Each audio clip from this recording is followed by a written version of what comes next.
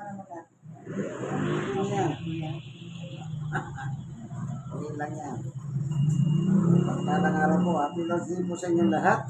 Andito tayo sa tahanan ni Ate Nene upang magdala ng mabuting balita o salita ng Diyos. Meron tayong hawak na Biblia, salita ng Diyos, Biblia. Yan. Alam niyo po, tayong mga tao, halos problema na ng mundo. Alam niyo, pagka nagka-problema sa Middle East, buong mundo nagkaka-problema. Kasi po yung langis nanggagaling sa kanila. Kaya maswerte po yung mga bansa na meron sariling pinagkukunan langis. Bawa, Amerika, Russia, China, may mga langis po yan. Yung Pilipinas, wala. Kaya pag tayo po nagkagulo sa Middle East, di tayo bibili ng mga langis. Kasi mamamatay ang negosyo naman. Kanya lang, ubod naman ang mahal. Ubod ng mahal. Natural, yung negosyante sa Pilipinas, pag bumili siya doon, pagdating dito, magbebenta para kumita. Ang kawawa po yung mamamayang Pilipino. Pinagnakawan na, wala silang magawa. Ang masakit dyan, kapag nagbabayad ka ng bis sa gobyerno, dahil mahal mo ang bansa mo, babayad ka ng bis, tutulungan mo ang gobyerno mo, yung pala, nanakawin lamang pala, ng taga-gobyerno rin. Di ba masakit yung gano'ng kaibigan? Ako, at the age of 20, nagbayad na ako ng bis. Kaya medyo masakit sa akin yan. Kasi taxpayer ako. Ang tax ko, doon sa sweldo ko. Sweldo ko, allowance ko, Christmas bonus ko, lahat yan may bonus. May buwis. Tapos mababalitaan mo. Yung gobyerno pinagkatulaan mo, dinanakaw pala. Masakit po sa isang panig ng taxpayer. Pero wala po tayong magawa. Kasi po, simpleng mamamayan lang tayo, wala tayong kapangyarihan. Kaya lahat pinagkakait po sa taong bayan. Nakakalungkot. Kagaya na lang sa impeachment. Pinagkakait ng biyaya na mabuksan yung, alam niyo po, dapat ang gobyerno, kung ano yung gusto mo, hindi niya ipagkakait. Kaso pinagkakait pati yung tax ng mga buhaya. Wala tayong magawa. Kaya ang National Animal Study ngayon, buhaya na po. Pinalitan na. Imbis na kalabaw, buhaya na daw po. Dito po sa Biblia, lahat ng gawin ng tao, kita ng Diyos.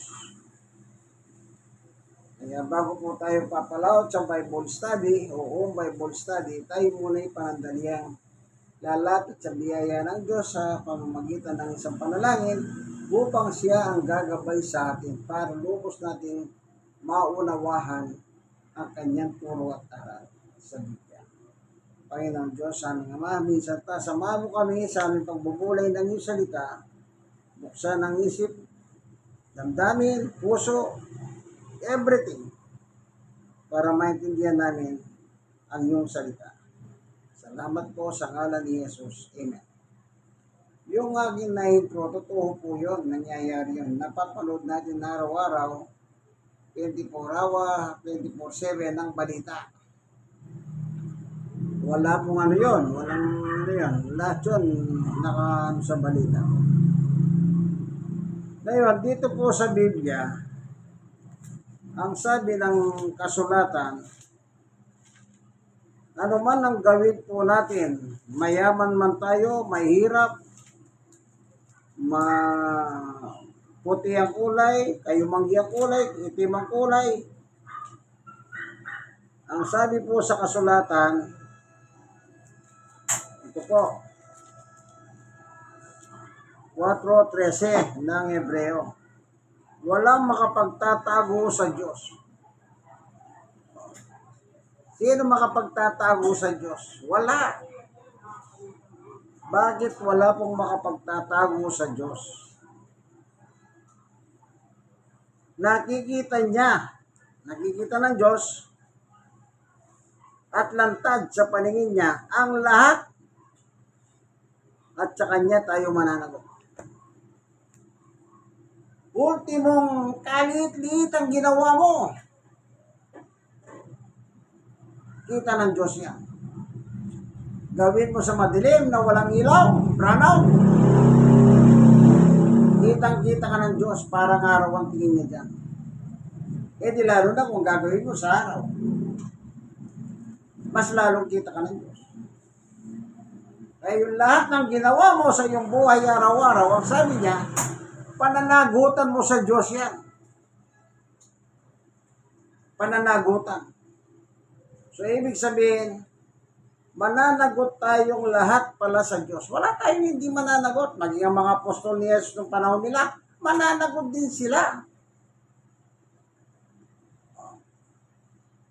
Mga lingkod ng Diyos, mananagot din sila. Tayo pa kayang hindi naman lingkod ng Diyos. O sabihin mo, lingkod tayo ng Diyos. Kung yung mga apostol nga, magbabayad, tayo pang hindi. Ay, pinirito ko na yan. So, maliwanag po, kaibigan. Ano pa? Kaya nga may babala ang Diyos. Pinirito ko na yan. Ganito naman ang sabi ng lingkod ng Diyos, ang mga ngaral. Ito, babala ito. Warning sa lahat ng tao ito. Mayaman, mahirap. Parang yung nabubulok na eh. Tinaandar ko, kaya tinapon. Oh.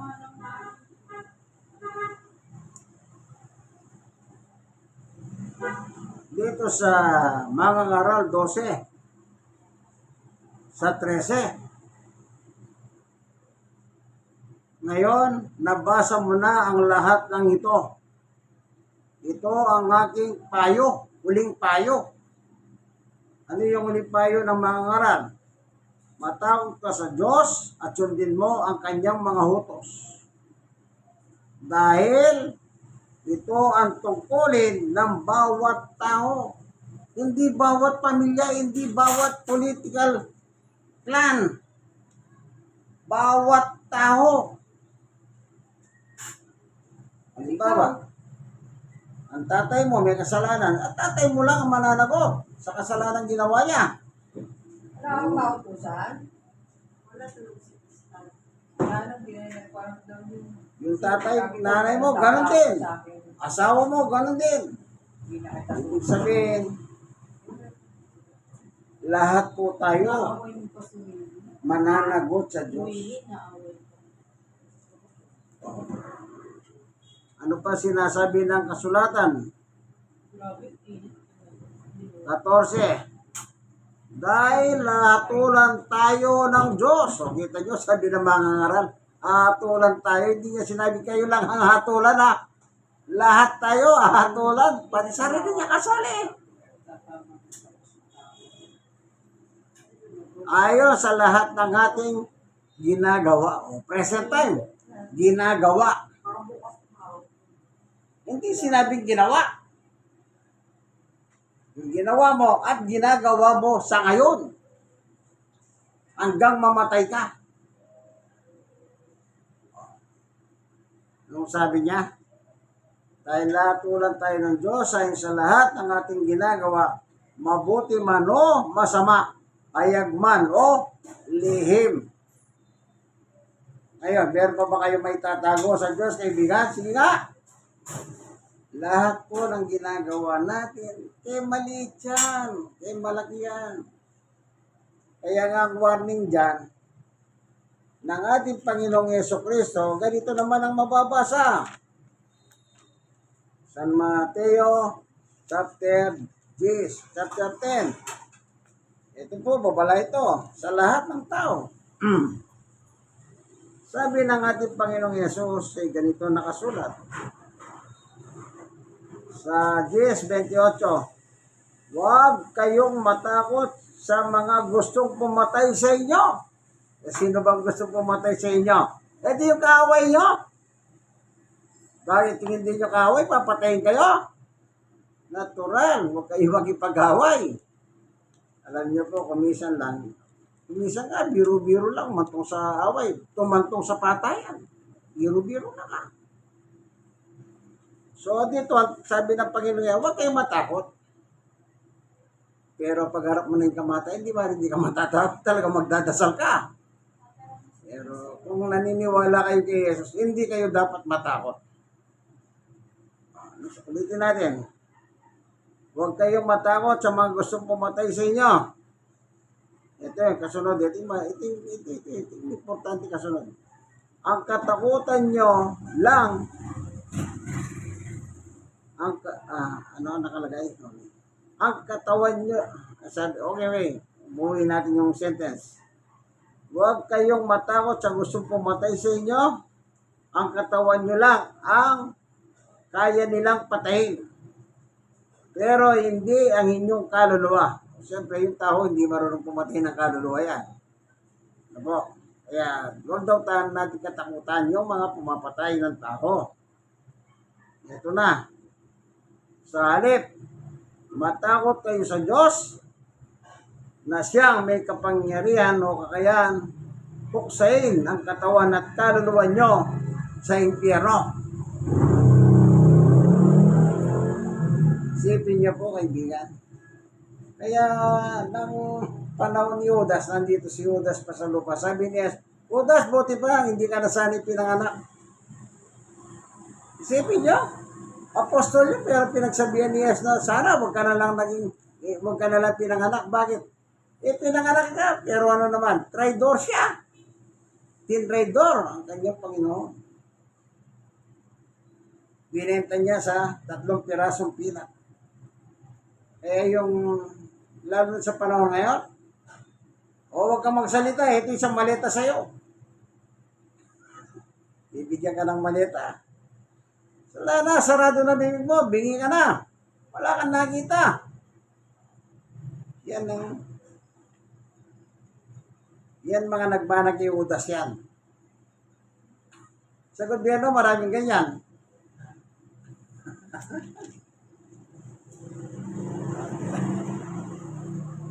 So, maliwanag po, ano? Kaya pala tayo tinuturo matakot sa Diyos at sundin ang kanyang utos. Kasi po, sabi ng Panginoong Yesus, ilalagay ka ng Diyos sa impyerno, katawan at kaluluwa mo. Di ba nakakatakot siya, kaibigan? Kaya nga sabi niya, huwag tayong matakot sa pumapatay ng katawan na hindi naman nakakapatay ng kaluluwa. Kundi katakutan natin ng Diyos na may kakayahan, kapangyarihan upang ang katawan at kaluluwa natin iloloblob sa apoy ng impyerno. Ang masakit pag nasa impyerno po, hindi na makakahalis, kaibigan. Yan po sinabi ng Panginoong Yesus sa parabola niya doon sa mayaman at saka doon sa pulubi. Nung namatay po silang pareho, nakita ng mayaman na maramot. Nagising siya. Umahapoy sa kanyang lugar. Isipin ko yung kaibigan. Yung magising ka, nasusunog ang bahay mo, hindi mo alam kung saan ka pupunta. Kumisa sa pagkatakot mong masunog sa umapoy na bahay mo, kumisa tatalo ka na lang sa bintana. Di ba ganon? Pero yung nasa apoy ka ng impyerno, saan ka tatalon? Wala naman bintana ron. Mundo ng impyerno yun. Apoy lahat yun. Saan ka tatalon? Wala. Kaya, iniharal ni Jesus po yan ang tungkol sa impyerno. Doon sa mga walang takot sa Diyos na actually lahat naman tayo nagkasala. Lahat po tayo biktima lang ni Satanas. Pero sa nangyayari ngayon sa ating paligid, sa mundo ng politika, nakikita natin, grabe na, kaibigan. Bibigyan ka ng bakal, 20 metros. Ang ibabaon mo, 10 metros. Ano mangyayari? Eh, yung 10 metros, nasa? Eh, di natural, nasa bulsa mo na. Bibigyan ka simento, 100 piraso. Ang ilalagay mo, 50 piraso. Eh, dumaan lang ang ilang truck. Na. Kita yung project ni Duterte sa Cagayan? Wala, nag-iba. Ano yan? Corruption. Alam niyo kung ang nasa gobyerno po, takot lang sila. Napakayaman ng Pilipinas. Para po tayo nasa abroad, yung, di ba sa Europe, sabi ng mga Pilipino ron, doon pag napa-hospital sila, kompleto. Hanggang kumalis sila, wala silang ginagastos. Sana ganun din po ang Pilipinas. Kung may takot lang ang namumuno sa atin. Hindi yung mismo namumuno, promotor po eh. Sila pa yung nahatulan, nakukulong. O si Erap, di ba nakulong si Erap? Na napardon lang ng isang presidente. Alam nyo, yan ang mahirap eh. Kung may takot ka lang sa Diyos, napakayaman ng Pilipinas. Wala po sana. Kahit hindi ka na magulog ng pilit, huwag ka na magulog ng SS. Hindi ka na magulog ng pag-ibig. Ang masakit, masipag kang magulog, ninanakaw naman. Oh. Hindi po ka ganyan. Nasa reality po tayo ng buhay ngayon. Kaya sabi ng salita ng Diyos, matakot tayo sa Diyos. Opo, matakot tayo sa Diyos. Una, matakot. Pangalawa, sumunod sa kanyang utos.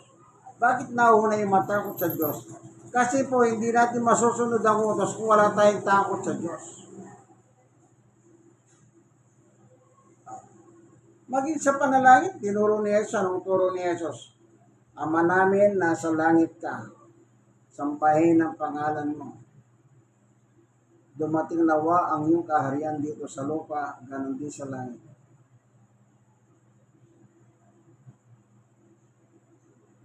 Para makarating ka ng langit, dito pa lang sa lupa, pag-aarihan ka ng Diyos. Kaya nung nangaral po si Jesus, after na siya bautismo ni Juan Bautista sa Jordan River, siya po ay nangaral. Ang sabi niya sa mga tao noon at mga tao ngayon. Kasi po yung salita ng Diyos, buhay yan. 4:17. Simula noon, nangaral na si Jesus. Ito po yung after baptism niya sa Jordan River ni Juan Bautista. Ito ang kanyang mensahe. Pagsisihan ninyo ang inyong mga kasalanan. Ang inyong mga kasalanan. Eh, yung iba ngayon eh. Nagkasala si Juan de la Cruz. Ang sabi ng kausap mo, sige na, patawarin mo na si Juan de la Cruz. Aba! Sino ka? Bakit si Juan de la Cruz ang hinihingi ng tawad? Eh, yung kasalanan mo. Pero nakalagay sa Biblia, pagsisihan ninyo ang inyong mga kasalanan. Mga kasalanan. Per individual. Yung kasalanan natin, pagsisisihan natin. Huwag na natin, pabayan na natin yung kabila. Ayaw niya magsisi, bahala siya, buhay niya yan, buhay mo yan eh. Pero yung sabihin mo, patawarin mo na eh. Wala na yan. Kung minsan, magandang loob ka pa eh, parang kang bayan. Sige na, patawarin mo na yung darling ko. Aro? Bakit? Ikaw ba yung darling? Ako meron ganyan ako na sabi ko doon sa nagsabi sa akin. Bakit? Di ba sila marunong humingi ng tawad? Ba't ikaw humingi ng tawad ka ako? Baka ikaw may kasalanan. Kaya, Di kaya ganon ka ako. Sa Biblia ka ako, kung sino may kasalanan, siya ngihingi ng tawad. Hindi siya makakipo.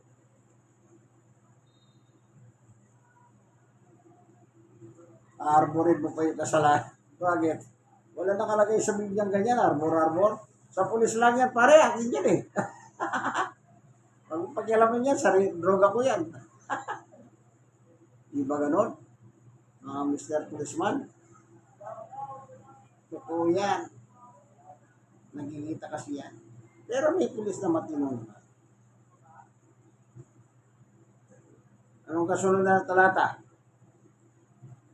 Simula noon, nangaral si Jesus, ito ang kanyang simensahe, pagsisihan na ninyo ang inyong kasalanan dahil malapit na maghari ang Diyos.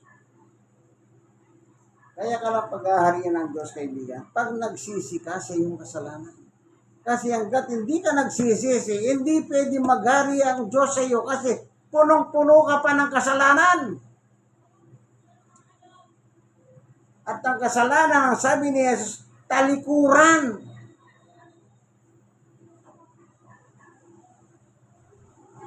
Kaya nga sabi ng dimesa ng pulis, ikaw na naman! Di ba kalalabas mo lamang isang linggo?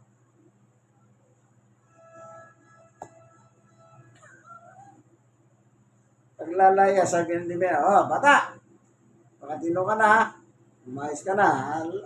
Huwag mo nang gawin yung ginagawa mo dati. Tapos isang linggo na, ikaw na naman! Ibig sabihin, hindi niya pinagsisisihan talaga. Kung nagsisiman siya, hindi niya tinatalikuran. Naalala niyo po si Magdalena sa Biblia. Sabi ni Jesus, ako man hindi kita hakulan, Magdalena. Umuwi ka na at huwag ka nang magkasala pang muli. Ibig sabihin, huwag ka nang magbenta ng aliw. Hindi kita hakulan. Pero pag nagbenta ka ng aliw, yun yung babala ni Jesus. Ganon din po tayo. Yung salita ni Jesus noon, 5,000 taon na nakaraan. Hanggang ngayon buhay yan, kaibigan. Subukin mong labagin yan. Ang Diyos ang makakalaban mo. Panghuli. Subukin niyo pong labanan si Jesus. Kung anong magiging kapalaran ninyo sa Diyos. Si Duterte, anong sabi niya kay Jesus? Ang Diyos niyo, pinako sa cross, napakawalang bilib, tangina. E nasan ngayon si Duterte? Nasaan?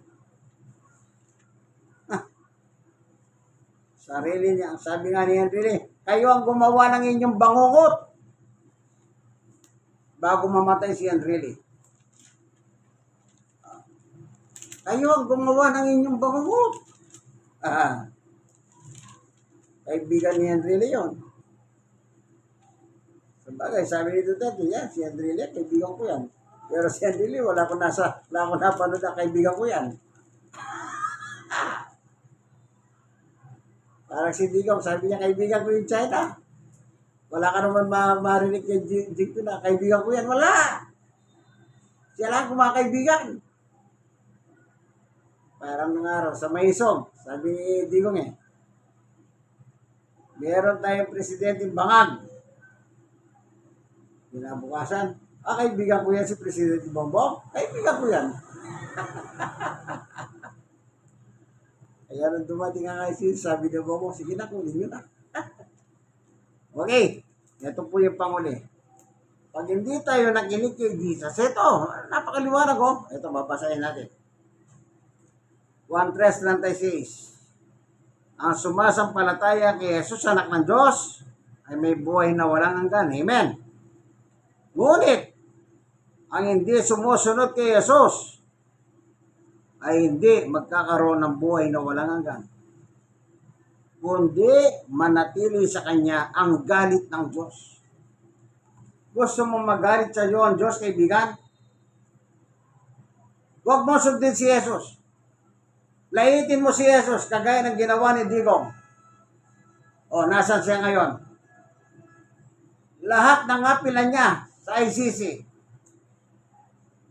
Down lahat. The hearing is on.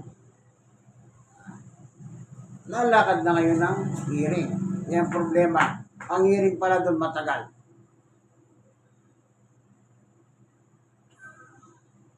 Kaya sabi ng tao, okay, diyan ka na lang.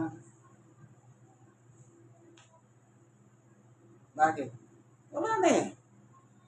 Lahat ng kanyang opportunity binigay sa kanya, pero hindi siya humaharap. Eh, sino na kinabang? Natural, paldong-paldo si Kaufman. 150 million monthly. Sige yan. Saan kinuha ni Duterte ang pera na yan? Madaling masagot yan. Puntan nyo si Sunny Trillanes, sa kanya nyo tanong. Alam ni Sunny Trillanes saan kumuha ng pera yan? Ang Duterte. Bakit? Eh, yung dokumentong hawak niya, naniniwala ang gobyerno dun eh. AMLA. So, pag nilabanan mo, yung dokumento ni Trillanes, nilabanan mo ang gobyerno. Eh, di gibayin mo ang gobyerno.